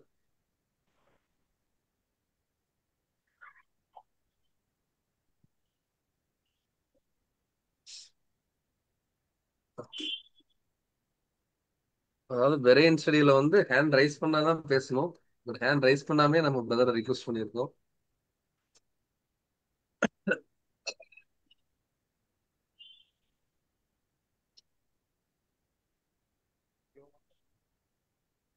பிரதர் யோவான் 10:25 என்ன நான் சொல்லியிருக்காங்கன்னா, நான் பிதாவின் நாமத்துல செய்கிற கிரிகளை வந்து என்னை அவரை பத்தி சாட்சி அளிக்குது, இயேசு கிறிஸ்து மூலமா சாட்சி அளிக்குது அப்படின்னு சொல்லியிருக்காங்க. Okay, very good sir. So அப்போஸ்தலர் 1:7 நம்ம கவனிக்கும் பொழுது அது மேல சொல்லப்பட்ட வசனத்தோட தொடர்புடையதா இருக்குது. அந்த அந்த வந்து காலங்கள் இந்த விஷயங்கள் எல்லாமே தேவனுக்கு தான் தெரியும் அப்படிங்கிற ஒரு பாயிண்ட். கீழே யோவான் 10:25 நம்ம கவனிக்கிறோம், என் பிதாவின் நாமத்தினாலே நான் செய்கிற கிரியைகளே என்னை குறித்து. ஸோ அல்டிமேட்டா இங்க என்ன இயேசு கிறிஸ்து எம்பசைஸ் பண்றாருன்னா, எல்லாமே தேவனுடைய சித்தப்படி அவருடைய கைடன்ஸ்ல தான் நடக்குது. அவர் தான் ஆத்தருங்கிறத அவர் இன்டைரக்டா பதிவு பண்ணிக்கிட்டே வராரு. ஸோ அடுத்து மற்ற வசன பகுதிகளை சகோதரி ரோஸ்லின் சிஸ்டர் நீங்க வாசிக்கலாம். லூக்கா 24:49 இருந்து கடைசி வரைக்குமே நீங்க வாசிச்சிருங்க. கேக்குதுங்களா? என் பிதா வாக்குத்தத்தம் பண்ணினதை இதோ நான் உங்களுக்கு அனுப்புகிறேன். அடுத்தது வந்து நான் யோவான் 5:43 வந்து நான் என் பிதாவின் நாமத்தினாலே வந்திருக்கிறேன். நான் பேசுகிறவைகளை பிதா எனக்கு சொன்னபடியே பேசுகிறேன். யோவான் 12:50 என் பிதா என்னிலும் பெரியவராய் இருக்கிறார். யோவான் 14:28 நான் என் பிதாவிடத்திற்கும் உங்கள் பிதாவிடத்திற்கும் என் தேவனிடத்திற்கும் உங்கள் தேவனிடத்துக்கும் ஏறி போகிறேன். யோவான் 20:17 அது எக்ஸ்பிளைன் பண்ணுமா பிரதர்? முயற்சி பண்ணலாம். அதாவது நான் என் பிதாவின் நாமத்தினாலே வந்திருக்கிறேன். இந்த பூமிக்கு வந்து ரட்சிப்ப அந்த ராம்சம் கொடுத்து சபை வகுப்பார் எல்லாமே சேரும். நானே ஆட்டுக்குட்டி அப்படின்னு சொல்றாரு, உலகத்தின் சுமந்து தீர்த்த ஆட்டுக்குட்டி. அதனால எல்லாருக்கும் அந்த ராம்சம் வந்து அப்ளை பண்றேன். என்னுடைய நாமத்தினால கிடையாது, என் பிதாவின் நாமத்தினால வந்திருக்கிறேன்னு சொல்றாரு. அடுத்த வசனம் வந்து நான் பேசுகிறவர் பிதா எனக்கு என்னுடைய சுய இஷ்டத்துக்கு நான் பேசல, அவரு பெரியவர், அவரு சொல்றதுதான் நான் சொல்றேன்னு சொல்றாரு. ஏன்னா என்னை காட்டிலும் அவரு பெரியவரா இருக்கிறான்னு சொல்லிட்டு இந்த வசனத்துல தன்னை வந்து தாழ்த்துக்கிறாரு பிரதர். நான் என் பிதாவிடத்துக்கும் உங்கள் பிதாவிடத்துக்கும் என் தேவனிடத்துக்கும் உங்கள் தேவனிடத்துக்கும் நான் ஏறி போகிறேன். அதுதான் கொஞ்சம் எனக்கு புரியல பிரதர். யோவான் 20:17. Okay sister. ஸோ அது நம்முடைய சகோதர சகோதரிகளை விளக்கம் கொடுப்பாங்க. இந்த ஒவ்வொரு வசனத்துக்குமே கான்டெக்ட் இருக்கு. நம்ம ரெஃபரன்ஸ் மட்டும் தான் எடுத்துட்டு இருக்கோம். இப்போ உதாரணத்துக்கு நம்ம என் பிதா வாக்குத்தத்தம் பண்ணினதை இதோ உங்களுக்கு அனுப்புகிறேன்னு சொல்லி லூக்கா 24:49 எப்ப சொல்றாருன்னா, இயேசு கிறிஸ்து மரித்து உயிர் தெழுந்துடுறாரு. உயிர் தெழுந்து அங்க வந்து பேசக்கூடிய விஷயங்கள்ல பரிசுத்த ஆவியை வந்து கொடுக்குறேன், அது கூட என்னுடைய சுயமா இல்ல, அப்பா கிட்ட இருந்து தான் வருது அப்படிங்கிறத கன்ஃபார்ம் பண்றாரு. விச் மீன்ஸ் என்னன்னா, ஆத்தர் அவரு தான், அவர் சொல்றதான் நான் செய்யறேன் அப்படிங்கிறத அவர் எம்பசைஸ் பண்றாரு. மத்த லூக்கா 24 வந்து உயிர்த்தெழுதல் நடக்கிறது. அடுத்து யோவான் 5:43 பாக்குறோம், நான் வந்திருக்கிறதே பிதாவுடைய நாமத்தினாலதான், அப்படின்னா அவருடைய நாமத்துக்கு ஏதுவான விஷயங்கள் தான் நான் செய்யறேன் அப்படிங்கிறாரு. அதே போல யோவான் 12:50 நான் பேசுகிறது, நான் என்னென்ன சொன்னாலுமே எங்க அப்பா என்ன சொல்றாரோ அதான் நான் பேசுறேன் அப்படின்றாரு. சோ பிதா என்னை விட பெரியவர்ன்றார். இப்போ உங்களுடைய கேள்வி என்னன்னா, இந்த யோவான் 20:17 நான் என் பிதாவின் இடத்திற்கும் உங்கள் பிதாவின் இடத்திற்கும் என் தேவனிடத்திற்கும் உங்கள் தேவனிடத்திற்கும் ஏறி போகிறேன். ஆக்சுவலா இந்த வசனத்துடைய கண்டினியூஷன் தான் எது அப்படின்னு கேட்டீங்கன்னா, அடுத்த நம்ம ஹெட்டிங் நம்ம பார்க்க போறோம். இந்த யோவான் 20:17 யாருக்கிட்ட பேசுறாருன்னா, அவர் உயிர் தெழுந்து மகதலேனா மரியாள் வந்து நம்முடைய ரட்சகரை வந்து அவங்க வந்து பிடிச்சுக்க வராங்க. தமிழ்ல தொடாதேன்னு இருக்கும், டு நாட் பிஞ்ச் மீ அப்படின்னு ஆங்கிலத்துல பாக்குறோம். அவங்கள வந்து பிடிச்சுக்க வரும் பொழுது ஆண்டவர் சொல்றாரு, இல்லப்பா நான் என்னுடைய அப்பா கிட்டையும், என்னுடைய அப்பா தான் உங்களுடைய அப்பா, இதெல்லாமே நம்ம ட்ரினிட்டி பாடத்துல நம்ம அருமையா பார்த்திருக்கோம். உங்களுடைய அப்பா, அவர்கிட்ட நான் போறேன் அப்படிங்கிற ஒரு பாயிண்ட சொல்றாரு. சோ எப்படி அவர் போறாரு, உயிர் தெழுந்து பிதாவாகி தேவனை எப்படி அவர் தரிசிச்சாரு, இந்த ஒப்புரவாக்குடைய இந்த மீட்பு பணின்றது எப்படி அடுத்த கட்டத்துக்கு நகருது அப்படிங்கறதுதான் பின்னாடி வரக்கூடிய விஷயங்கள் எழுதுறாரு. இப்ப நம்ம என்ன பண்ணலாம்னா அந்த கான்செப்ட்ஸ்குள்ள போலாம். இப்ப படிச்ச வசனங்களின் அடிப்படையில ஏதாவது நீங்க விளக்கங்கள் சொல்லணும், இல்ல ஏதாவது கொஸ்டின்ஸ் கேட்கணும் அப்படின்னு நீங்க விருப்பப்பட்டீங்கன்னா நீங்க கரங்களை உயர்த்தி நீங்க பேசலாம். அதுக்கப்புறம் நம்ம அடுத்த ஒரு விஷயத்துக்குள்ள நம்ம கடந்துக்கலாம்.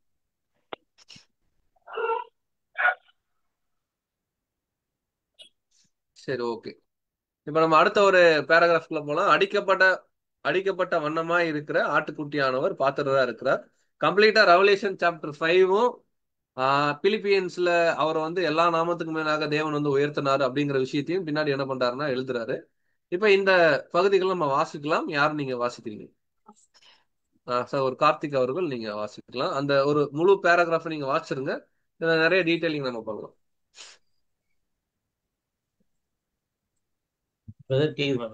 கேக்குதுங்க.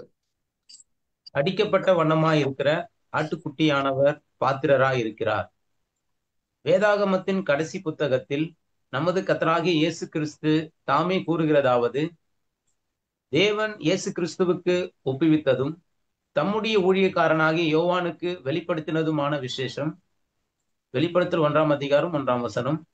பாவத்தில் இருந்தும் அதன் சாபத்தில் இருந்தும் விடுவிக்கப்படும் மனுகுலத்தின் இரட்சிப்பின் திட்டமாகிய ஒப்புரவாகுதல் குறித்து இது ஒரு சிறந்த விளக்கப்படமாகும். இது குறித்து வெளிப்படுத்தல் 5இல் கூறப்பட்டுள்ளது. உள்ளும் புறமும் எழுதப்பட்டு 7 முத்திரைகளால் முத்திரிக்கப்பட்டிருந்த சுருளை தன் வலது கையில் வைத்திருக்கிறவராகவும் சிங்காசனத்தின் மீது வீற்றிருக்கிறவராகவும் தீர்க்காயுசுள்ள பரமபிதா காணப்பட்டார். தேவ திட்டமாகிய சுருள் தேவனுடைய வலது கரத்தில் இருந்ததற்கு காரணம், அதனை வாசித்து அறியக்கூடிய தகுதியுடையவர்கள் வரும் வரை அவருடைய கரத்திலும் வல்லமையிலும் வைக்கப்பட்டிருந்தது. அதனை வாசித்து அறியக்கூடிய தகுதி பெற்ற ஒருவரே பிதாவின் பிரதிநிதியாகவும் இத்திட்டத்தை செயல்படுத்தக்கூடியவராகவும் பிதாவினால் மகிமைப்படுத்தப்பட்டவராகவும் இருக்க முடியும். நம்மை தேவனிடத்தில் சேர்க்கும்படி அநீதியுள்ளவர்களுக்கு பதிலாக நீதியுள்ளவராய் கல்வாரியில் கர்த்தராகிய இயேசு பாடுபட்டது வரை இந்த அடையாளமான படம் காண்பிக்கிறது. அவரே இந்த புத்தகத்தை வாசிக்கவும் திறக்கவும் முத்திரைகளை உடைக்கவும் தகுதியுள்ளவராக நிரூபித்து காட்டினார். தேவ திட்டத்தையுடைய சுருளை எடுக்கவும் வாசிக்கவும் முத்திரைகளை உடைக்கவும் இயேசு கிறிஸ்து வரும் வரை எவரும் பாத்திரராய் இருக்கவில்லை. ஓகே பிரதர், இன்னொரு ரிக்வஸ்ட் கூட, நீங்க புதிய ஏற்பாடுல வெளிப்படுத்தல் 5ஆம் அதிகாரத்துல இருக்கக்கூடிய ஒரு சில வசனங்கள், அநேகமா நிறைய வசனங்கள் இருக்கு. சரி பிரதர் வாசிக்க வேணாம். மற்ற அன்பு சகோதர சகோதரிகள் நீங்க பேரலா ரெவலேஷன் சாப்டர் 5 நீங்க எடுத்து வச்சுக்கலாம் உங்களுடைய புக்ல கூட. அதுல சொல்லப்பட்ட கான்செப்ட் தான் இந்த இடத்துல வந்து பேசுறாங்க அப்படின்னு நம்ம பாக்குறோம்.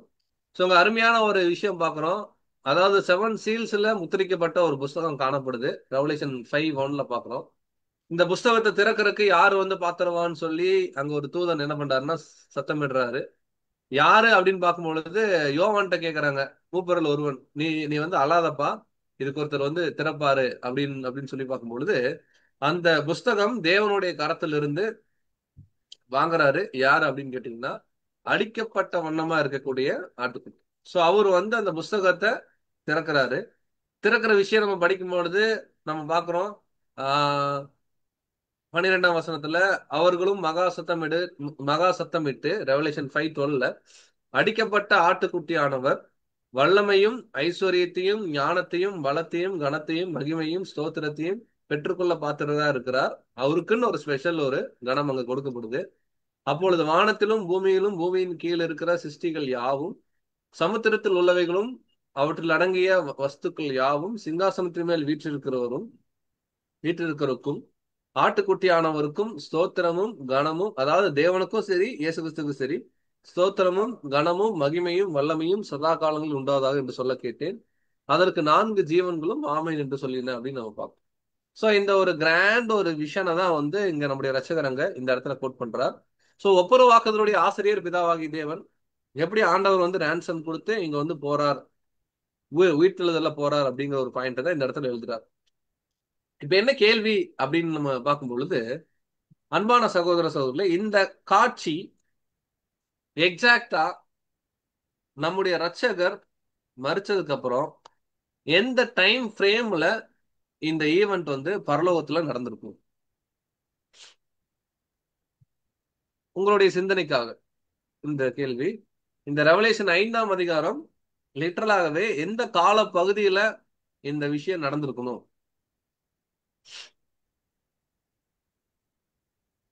உயிர்த்தெழுந்த பிறகுதான், அதுல மாற்றுக்கிறது இல்லை. பட் டைம் ஃப்ரேம், டேட் ஏதாவது நம்ம கோட் பண்ண முடியுமா? சகோதரர் ஜான் பிரவீன் அவர்கள் நீங்க முயற்சி பண்ணுங்க. ரெவலேஷன்ல அவர் எழுத ஆரம்பிக்கிறார்ல யோவான், அப்போ அவருக்கு வெளிப்படுத்துறாரு கிபி 95 அந்த டைம்ல. Okay okay brother, correct. நீங்க சொன்னது வந்து இந்த புக் வந்து ரெக்கார்ட் ஆகிற விஷயம். நம்முடைய கேள்வி, இந்த ஆட்டுக்குட்டியானவர் போய் புஸ்தகம் திறக்கிற அந்த ஈவென்ட்டுடைய ஃபுல்ஃபில்மெண்ட் டைம், நிறைவேறின அந்த காலம் எந்த பீரியடு அப்படின்னு நம்ம கேள்வி கேட்கணும். இயேசு கிறிஸ்து உயிர் தெழுந்த பிறகுதான் நடக்குது, கரெக்டா இல்லைங்களா? உயிர் தெழுந்த பிறகு ஒரு உதாரணத்துக்கு சொல்லணும்னா, இயேசு கிறிஸ்து உயிர் தெழுந்த பிறகு எத்தனாவது நாள் இது நடந்திருக்கலாம் மனுஷனுடைய நாட்களுடைய கணக்குல? இது ஜஸ்ட் ஒரு நம்மளுடைய ஒரு கருத்தா தான் நம்ம பதிவு பண்றோம். 40வது நாளுக்கு அப்புறம் அவரு மேல போனதுக்கு அப்புறம். Okay, very good per. அதாவது 40வது நாளுக்கு அப்புறம் நடந்திருக்கலாம் அப்படின்ட்டு. ஸோ இதை குறித்து நம்முடைய மூத்த சகோதரர்கள் சில பேர் அவங்களுடைய டிஸ்கோசஸ்ல கொடுக்கக்கூடிய அருமையான இன்புட் என்ன அப்படின்னு கேட்டீங்கன்னா, இது நீங்க ஒரு கருத்தா நீங்க எடுத்துக்கலாம். இட் இஸ் நாட் அ டாக்டரின், இது இப்படிதான் அப்படின்னு நீங்க புரிஞ்சுக்கலாம். பட் பொதுவான ஒரு கண்ணோட்டம், அதாவது பெந்தகோஸ்தே நாளுங்கிறது 50வது நாள் பரிசுத்த ஆவி தேவன் கிட்ட இருந்து பெற்றுக்கொள்ளப்படுது. சீஷர்கள் அப்போஸ்தலர்கள் ஊழியம் ஆரம்பிக்கிறாங்க. 40 நாள் வரைக்கும் இயேசு கிறிஸ்து தரிசனம் ஆகிறார். அப்ப அந்த 40 நாள்ல இருந்து மனுஷீக கணக்கின்படி அந்த 50வது நாள் இடப்பட்ட 10 நாள் இருக்கு இல்லைங்களா? இந்த 10 நாட்களுக்குள்ள எப்படி இருந்திருக்கலாம்னா, பரலோகத்துல ஒரு கிராண்ட் வெல்கம் இருந்திருக்கும். யாருக்கு அப்படின்னு கேட்டீங்கன்னா, தேவனுடைய தெய்வீக சித்தத்தை அருமையான ஒரு கீழ்ப்படிதல் மூலமா நம்முடைய ஆண்டவர் செஞ்சார் இல்லையா? செஞ்சு உயிர் தெழுந்து அப்படி வெற்றி பெற்று அவர் பரலோகம் போறார், அபிஷியலா போறார். போகும்போது நம்ம நிறைய சாத்தான குறிச்செல்லாம் பாடங்கள் படிக்கும்போது நம்ம படிச்சிருக்கோம். நீ வந்து படைக்கப்பட்ட சிருஷ்டிக்கப்பட்ட நாள்ல உன்னுடைய நாதஸ்வரங்கள் என்ன, உன்னுடைய மேலத்தாளங்கள் என்ன அப்படின்னு பார்க்கும்பொழுது கூட நம்ம எப்படி புரிஞ்சுப்போம் அப்படின்னு கேட்டீங்கன்னா, அப்படி வந்து சாத்தான் லூசிபரை சிருஷ்டிக்கும் பொழுது பயங்கரமான ஒரு கிராண்ட் செரமனி நடந்திருக்கும் பரலோகத்துலன்னு படிப்போம். அதே மாதிரி இது ஒரு புரிந்து கொள்ளுதல் தான். நம்முடைய இரட்சகர் உலகத்திற்கு மாபெரும் மீட்பின் திட்டத்துல முக்கியமான ஒரு காரியத்தை ரேன்சம் கொடுத்துட்டு அவர் போறார் 40 நாளுக்கு அப்புறம் நம்முடைய மனுஷீக கணக்கின் அடிப்படையில. 50வது நாள் தேவன் பரிசுத்த ஆவியை கொடுத்து அப்போஸ்தலர்கள் ஊழியத்துக்கு அனுப்புறாரு. அப்ப இந்த இடைப்பட்ட இந்த 10 நாட்கள்ல ஒரு பெரிய ஒரு கிராண்ட் செரமனி பரலோகத்தில் இருந்திருக்கணும். எல்லாருக்குமே வந்து நம்முடைய இரட்சகர் தான் வந்து சர்வ லோகத்துக்கும் ஒரு பாவ நிவர்த்தி செஞ்சார், அவரு தான் தேவனுடைய திட்டத்தை செஞ்சிருக்காரு அப்படின்னு ஒரு பயங்கரமான ஒரு புகழ்ச்சி அங்க இருந்திருக்கும். அந்த புகழ்ச்சி இருந்ததை தான் ரெவலேஷன் 5ஆம் அதிகாரம் பேசு. அப்ப ரெவலேஷன் 5ஆம் அதிகாரத்துல பாக்குறோம், அங்க ஒரு முத்திரை இருக்கு, உடைக்கப்படல. யாரு வந்து உடைப்பாங்கன்னு கேக்குறாங்க, சீலை அன்லாக் பண்றது. இது அப்படியே பேரலா டேனியல் போறோம். டேனியல்ல அங்க டேனியல்கிட்ட சொல்றாரு, நீ இந்த புஸ்தகத்தை முத்திரை போடு, பின்னாடி ஓபன் ஆகுன்றாரு முடிவு காலத்துல. அப்படின்னா நம்ம பாக்குறோம் நிறைய விஷயங்கள் டேனியல்ல க்ளோஸ் ஆன விஷயங்கள் ரெவலேஷன் ஓபன் ஆகுறத பாக்குறோம். இங்க பர்டிகுலரா என்ன ஓபன் ஆகுது அப்படின்னு கேட்டீங்கன்னா, அதுக்கப்புறம் காஸ்பல் ஏஜ் கம்ப்ளீட். இந்த ரெவலேஷன் புஸ்தகமே எப்போ ஓபன் ஆகுது அப்படின்னு கேட்டீங்கன்னா, இயேசு கிறிஸ்து உயிர் தெழுந்து போன அந்த ஒரு தருணம் அப்படின்னு நம்ம பார்ப்போம். அடுத்து இந்த பேராகிராஃப்ல அவர் வந்து அருமையான ஒரு பாயிண்ட் வந்து கொடுக்குறாரு பிரதர். என்ன அவர் கொடுக்குறாரு அப்படின்னு பார்க்கும்பொழுது, நம்மை தேவனிடத்தில் சேர்க்கும்படி அநீதி உள்ளவர்களுக்கு பதிலாக நீதி உள்ளவராய் கல்வாரியில் கர்த்தராகிய இயேசு பாடுபட்டது வரை இந்த அடையாளமானது படம் காண்பிக்கிறது. நல்லா கவனிக்கிறோம். இந்த ரெவலேஷன் 5ஆம் அதிகாரம் எதை வந்து பேசுது அப்படின்னு வந்து பிரதர் இங்க கோட் பண்றாரு அப்படின்னு கேட்டீங்கன்னா, அதாவது எப்படி வந்து மீட்பின் பணியில நம்முடைய இரட்சகர் வந்து ஜீவன் கொடுத்தாங்க, அதுவும் கல்வாரியில மரிச்சாரு. அதனாலதான் அந்த உயிர்த்தெழுதலுடைய காரியத்துல எப்படி உருவகமா சொல்லப்பட்டிருக்குன்னா, ஆட்டுக்குட்டி அடிக்கப்பட்டுருச்சு, அந்த அடிக்கப்பட்ட வண்ணமாக அங்க என்னன்னு கேட்டீங்கன்னா அங்க நிக்குது அப்படின்னு நம்ம பார்க்கணும். அப்படின்னா நம்முடைய இரட்சகர் ஒரு மாபெரும் வெற்றி அடைஞ்சு அங்க வந்து நிக்கிறாங்க அப்படிங்கிற ஒரு விஷயத்த கூட நம்ம பாக்குறோம். சோ இதுல வந்து ரொம்ப முக்கியமா பிரதர் இதுக்கப்புறம் பின்னாடி எப்படி எல்லாம் எழுதுவார் அப்படின்னு கேட்டீங்கன்னா, இந்த ரெவலேஷன் 5ஆம் அதிகாரத்துடைய இம்பாக்ட், இதோடைய டீடைலிங் கம்ப்ளீட்டா சொல்லுவாரு. அப்புறம் எல்லா நாமத்துக்கு மேலாக இயேசு கிறிஸ்து உயர்த்தினாரே அப்படின்னு சொல்லி பிலிப்பியர்ல படிக்கிறோம் இல்லைங்களா? முழங்கால்கள் யாவும் அவரு தான் வந்து கர்த்தர்னு வந்து முடங்கணும் அப்படின்னு பார்க்கணும். அப்படின்னா இதுக்கெல்லாம் இருக்கக்கூடிய வித்தியாசங்கள் ரொம்ப எளிமையா ஒரே ஒரு கேள்வி மட்டும் உங்களுக்கு சிந்தனைக்காக நம்ம கேட்கிறோம், கேட்டுட்டு நம்ம கன்க்ளூட் பண்ணலாம். நம்ம பின்னாடி படிப்போம். பிலிப்பியர்ல பாக்குறோம், எல்லாருடைய முழங்கால்களும் இவர் தான் வந்து கர்த்தர் அப்படின்னு சொல்லி நாவுகளையாவும் அறிக்கையிடும்படிக்கு எல்லா நாவுகளும் வந்து எல்லாருடைய முழங்கால்களும் முடங்கும்படிக்குன்னு சொல்லி ஒரு கம்ப்ளீட் லிஸ்ட் சொல்லுவார், பரலோகம் சரி பூலோகம் சரின்ட்டு. நம்முடைய கேள்வி, கர்த்தராகிய இயேசு கிறிஸ்து ரான்சம் கொடுக்கறதுக்கு முன்னாடி ஏன் இந்த அத்தாரிட்டிய தேவன் அவருக்கு கொடுக்கல? இல்ல கொடுத்திருந்தாருன்னா எப்படி, கொடுக்கலைன்னா ஏன் வந்து கொடுக்கல அப்படின்றத கேள்வி கேட்கிறோம். திரும்ப கூட கேள்வி நம்ம ஷார்ப்பா கேட்கிறோம். பிலிப்பியர் 2ஆம் அதிகாரத்துல சொல்லப்பட்டிருக்கு, நாவுகள் யாவும் முடங்கணும், அவருதான் கர்த்தர்னு என்ன பண்ணும், சாரி, முழங்கால்கள் யாவும் முடங்கணும், அவருதான் கர்த்தர்னு சொல்லணும்னு பாக்குறோம். அப்ப ransom கொடுத்த பிறகுதான் இயேசு கிறிஸ்துக்கு இந்த ஒரு மாபெரும் ஒரு கிரேஸ் கொடுக்கிறார் தேவன். ஆனா அதுக்கு முன்பாகவே ஒரு பரலோகத்துல லோகோஸாக சர்வத்தையும் படைச்சவராக தான் இருந்தார். அப்ப வந்து எல்லாருமே அவரை அப்படிதான் பார்த்திருப்பாங்க. அப்ப அவர் லோகோஸா இருந்த அந்த ஸ்டேஜ்ல இருக்கிறதுக்கும் இப்போ உயிர் தெழுந்து இந்த ஒரு சூழ்நிலைக்கு போனதுக்கும் பெரிய வித்தியாசம் இருக்கு. இந்த பெரிய வித்தியாசம் என்னவாகும் அப்படிங்கறத நம்ம கேள்வியா நம்ம கேட்கிறோம். யாராவது நீங்க பதில் சொல்ல முயற்சி பண்றீங்களா?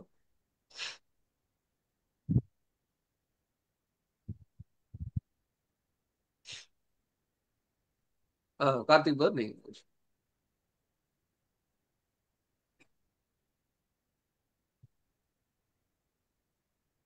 அன்மியூட்ல தான் இருக்கு பார், நீங்க பேசுங்க.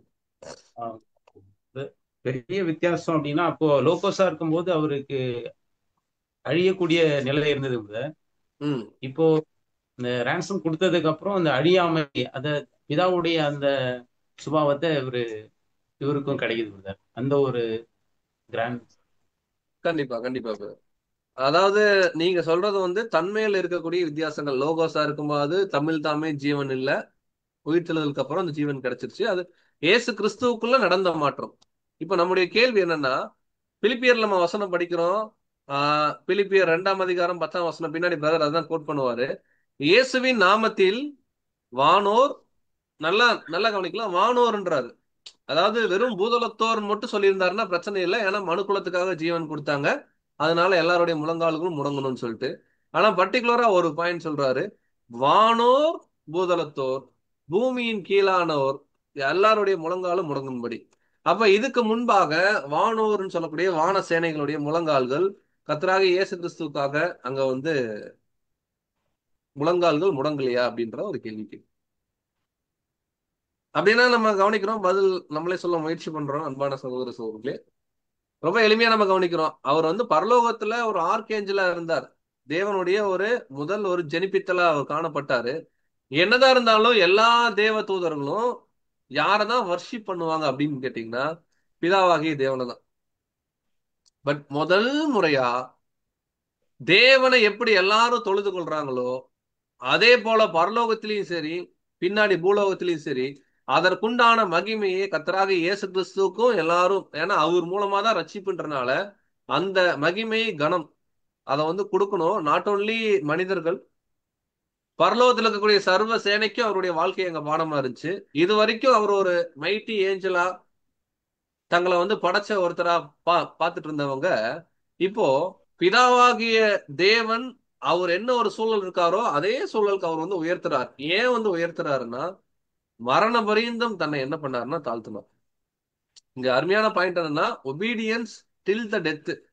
இப்பவும் இயேசு கிறிஸ்து தேவனுக்கு கீழ்பட்டவர் தான். ஆனா தேவன் என்ன டிக்ளேர் பண்றாருன்னா வானோரும் சரி பூதலத்தோரும் சரி எல்லாருடைய முழங்கால்களும் அவருக்காக முடங்கணும் அப்படின்னு. ஏன் அதை சொல்றாரு அப்படின்னு பார்க்கும் பொழுது ஒபீடியன்ஸ். அந்த ஒப்புரவாக்குதலுடைய ஆசிரியர் போட்ட அந்த திட்டம் நம்ம இதுக்கு முன்னாடி நிறைய டிஸ்கஸ் பண்ணியிருக்கிறோம். பூமி கிட்டத்தட்ட ஒரு சாம்பிள் மாதிரி இன்னைக்கு பூமியிலிருந்து சபைய தேவன் எடுத்துக்கொண்ட பிறகு நிறைய கிரகங்கள் இருக்கு, அதுல எல்லாம் தேவன் நிறைய திட்டம் போடுவார். எல்லா இடத்துலயும் இந்த மாதிரி அனுபவங்களுக்குள்ள போக மாட்டாங்க வர்றவங்க, எல்லாத்துக்கும் ஒரு காமனான அனுபவம் பூமி என்ன பண்றாருன்னு வச்சிருக்கார். அப்ப இனி ஆல் டைம் எல்லா இடத்துலயும் ஒருத்தர் நிப்பாங்க. தேவனுக்கு அடுத்து யார் அப்படின்னு கேட்டீங்கன்னா நம்முடைய ரட்சகர். அவருக்கு வானோரும் சரி பூதலத்தோரும் சரி. ஆனா அவரு முதலாம் வருகையில வர்றதுக்கு முன்னாடி நீங்க கவனிச்சீங்கன்னா இப்படி இல்ல, பூமியிலயும் அப்படி கிடையாது, ஏன்னா பூமிக்கு வந்ததே கிடையாது. அவர் ஏஞ்சலா இருக்கும் போதும் பரலோகத்துல அவருக்குண்டான மகிமை இருந்துச்சே தவிர பிதாக்கு கொடுக்குற கணத்தை அவருக்கு செலுத்தல. பட் இங்க பர்டிகுலரா சொல்றாரு, அந்த கணத்தை தேவன் என்ன பண்றாருன்னா என்னுடைய குமாரனுக்கும் கொடுங்க அப்படின்னு என்ன பண்றாருன்னா சொல்றார். இது ஒரு மாபெரும் வித்தியாசத்தை இருக்கிறத நம்ம கவனிக்கிறோம். அன்புக்குரிய சகோதர சகோதரிகளே, நம்ம என்ன பண்ணலாம் அப்படின்னு கேட்டீங்கன்னா திரும்பவும் நெக்ஸ்ட் வீக் இந்த அடிக்கப்பட்ட வண்ணமா இருக்கிற ஆட்டுக்குட்டியானவர் அப்படிங்கிற அந்த இடத்துல இருந்தே திரும்ப ஆரம்பிக்கலாம். அதுல இருக்கக்கூடிய சில நுணுக்கமான விஷயங்கள் நீங்க ரெவலேஷன் 5ஆம் அதிகாரம் நீங்க படிச்சிருங்க வீட்டுல. ரெவலேஷன் 5ஆம் அதிகாரத்துல சொல்லப்பட்ட காரியங்கள் இங்க எப்படி வந்து பிரதர் கோட் பண்ணி எழுதுறாங்க. அதுக்கப்புறம் பின்பாக வந்து பிலிப்பியர் 2ஆம் அதிகாரத்துல இயேசு கிறிஸ்துவ தேவன் வந்து உயர்த்துறாரு. அப்படின்னா பிதாவாகிய தேவன் இருக்கிற தன்மைக்கும் அவருக்கு இருக்கிற தன்மைக்கும் இருக்கக்கூடிய விஷயங்களை நம்ம எப்படி புரிஞ்சுக்கலாம் அப்படிங்கிற ஒரு காரியத்தை நீங்க என்ன பண்ணலாம், நீங்க படிச்சுட்டு வரலாம். அதுக்கப்புறம் நிறைய டீட்டெயிலிங் கொடுப்பாரு இதை குறிச்சு. எல்லாமே தொடர்ந்து என்ன பண்ணலாம்னா அடுத்த வாரம் நம்ம பார்க்கலாம்.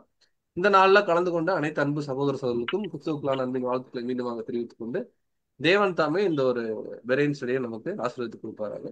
ஆமென்.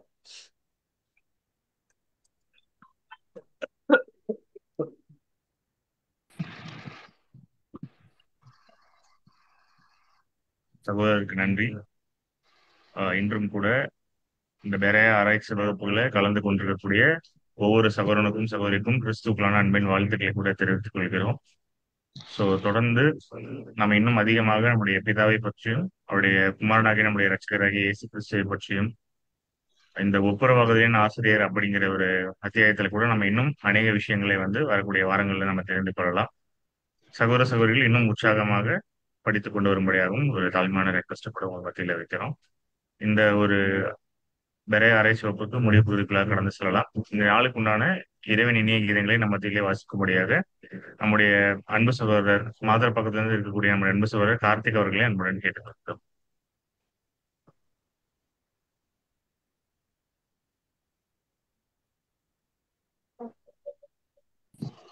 கேக்குதுங்களா?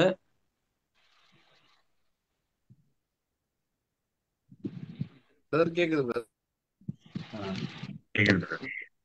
இரவின் இனிய கீதங்கள். கலாத்தியர் 6ஆம் அதிகாரம் 7ஆம் வசனம். மனுஷன் எதை விதைக்கிறானோ அதையே அறுப்பான். ஒரு கிறிஸ்தவனுடைய ஜீவியத்தில் ஒவ்வொரு செயலும் சொல்லும் சிந்தனையும் ஒரு இறுதியான விளைவை ஏற்படுத்தும். ஒவ்வொரு சிந்தனையும் சொல்லும் செயலும் ஒன்று நன்மை அல்லது தீமையை விளைவிப்பதாய் இருக்கும். நம்முடைய ஜீவியத்தில் எவ்வளவு விசுவாசம் உள்ளவர்களாய் எவ்வளவு உண்மையுள்ளவர்களாய் இருக்கிறோமோ அவ்வளவாய் நாம் செய்யும் தவறுகள் குறைவாயிருக்கும். நம்முடைய மீட்பரை போல நாம் பூரணராகும்படி எவ்வளவாய் முயற்சி செய்கிறோமோ அவ்வளவாய் நமது பரிசும் பிரகாசமாயிருக்கும். இதை குறித்து அப்போஸ்தலனாகிய பவுல் மகிமையிலே நட்சத்திரத்திற்கு நட்சத்திரம் விசேஷித்திருக்கிறது, மரித்தோரின் உயிர்த்தெழுதலும் அப்படியே இருக்கும் என்று கூறுகிறார். எனவே உலகத்திற்குரியவர்களாய் இருப்பவர்கள் அப்பொழுது தங்களுடைய அன்றாட சிந்தனை சொல் செயலிலும் நிச்சயமாக மேசியாவின் 1000 வருட அரசாட்சியில் அவர்களுக்கு ஏற்பட போகும் தீர்ப்பில் ஒரு பாதிப்பை உண்டாக்கும் என்பதை அறிந்து கொள்வார்கள். ஒவ்வொரு கிறிஸ்தவனும் உடன்படிக்கை செய்து கிறிஸ்துவோடு கூட மரித்து அவரோடு பாடுபட்டு ஆளுகை செய்ய அவரோடு ஜீவிக்க வேண்டும். அப்படிப்பட்டவர்கள் தங்களுடைய அன்றாட வழியில் சிந்திக்கிற சிந்தனையும் பேசுகின்ற ஒவ்வொரு சொல்லும் செய்கின்ற ஒவ்வொரு செயலும் இறுதியில் தகுந்த பலனை கொடுக்கும். அப்போஸ்தலர் கூறுவது போல் தேவனுக்கு பிரியமானது எது என்று கண்டு நாம் அதை செய்து ஜாக்கிரதையாகவும் ஞானமாகவும் நடந்து பெரிய பரிசை அடைய வேண்டும். ஆமென். நன்றி. இந்த நாளுக்கு உண்டான ஒரு பெரிய ஆராய்ச்சி வகுப்புக்கான ஒரு முடிவு ஜெபத்தை நமக்கு எடுக்கும்படியாக வேலூர்ல இருந்து வந்திருக்கக்கூடிய நம்முடைய அன்பு சகோதரர் ஜோஷா அவர்களை அன்புடன் கேட்கிறேன்.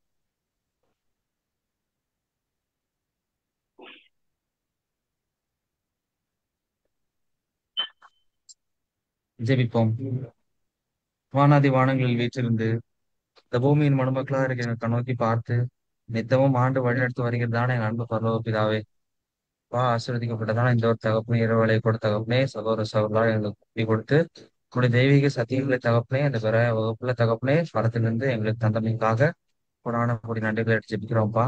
தகப்பனே, இந்த நாள் நான் கற்றுக்கொண்ட பாடங்கள் தேவநாய கர்த்தாவே வெளிப்படுத்தின விஷயங்கள் எதையும் தகப்பனே அப்பா ஒரு காதில வாங்கி மறுக்காதல் விட்டுவிடாத படிக்கு என்னுடைய இதயமாக பலகையில் எழுதி கொண்டு தேவனே அதே தகப்பனே 30 100 எங்களுடைய தகப்பனே அப்பா என்னுடைய நிலத்தில் நாங்கள் பான் கொடுக்க உதவி செய்யுங்க. இன்னும் அதிகமாக தகப்பனே எங்களுக்கு தகப்பனே உங்களுடைய சித்தப்படி சத்தியங்களை வெளிப்படுத்தி அதை தகப்பனே இன்னும் அதிகமான ஊக்கத்துடன் தகப்பனே நாங்கள் எங்கள் வாழ்வில் பின்பற்றி நடக்க நீங்கள் எதிர்பார்த்த அந்த குணலட்சணத்தை தகப்பனே அப்பா நாங்கள் தகப்பனே மிக விரைவில் அடையத்தக்கதான கிருபையை கொஞ்சம் தந்து வளர்த்து வேணுமா செஞ்சு வளர்த்துக்கிறோம். இது எங்களுக்கு கொடுக்கக்கூடிய ஒவ்வொரு தகப்பனே தயவுகளுக்காகவும் மீண்டுமாக ஒரு விஷயம் நன்றி எடுத்து ஜெபிக்கிறோம்ப்பா. தகப்பனே, இந்த கூட்டம் துவக்கும் போது முடிவு வரைக்கும் இந்த தெய்வீக பிரசனம் எங்களோடு இருந்து வழிநடத்தினது போல தகப்பனே, எங்கள் பிரிந்து சென்றாலும் எப்படியாவது நேசக்கரம் எங்களோடு கூட இருந்து வழிநடத்த வேண்டுமா கெஞ்சி முன்னாடி ஜெபிக்கிறோம்ப்பா. இந்த தகப்பனை வகுப்புல தகப்பனை கலந்து கொண்ட ஒவ்வொரு சகோதர சகோதரிகளையும் ஆசீர்வதித்து வழிநடத்த வேண்டுமா கெஞ்சி முன்னாடி ஜெபிக்கிறோம். கேட்டதையும் கேட்கும்போது விட்டதமான சகோதரர்களையும் பற்றியும் எங்கள் ரட்சகரும் எப்பனும் குருவும் போதவருமானவருமா இருக்கிற இயேசு கிறிஸ்துவின் இடைநீட்டு நாமத்தின் மூலமா ஜெபிக்கிறோம் எங்கள் ஜீவன நல்ல பிதாவே. ஆமென்.